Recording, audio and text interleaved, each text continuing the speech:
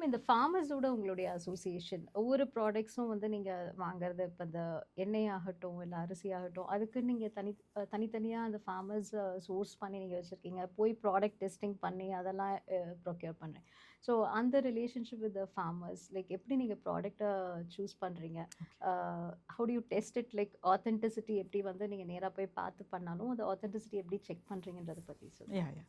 So எங்களுக்கு வந்து certificates மெயினுங்க. Okay. அவங்க எல்லாமே சர்டிஃபைட் ஃபார்மர்ஸ். ஸோ சர்டிஃபிகேட்ஸ் எல்லாமே நாங்கள் அதை அவங்க கிட்ட இருந்து அதை கலெக்ட் பண்ணிக்கிறோம். அடுத்தது எங்கள்கிட்ட லேப் டெஸ்ட் இருக்குங்க. ஓகே.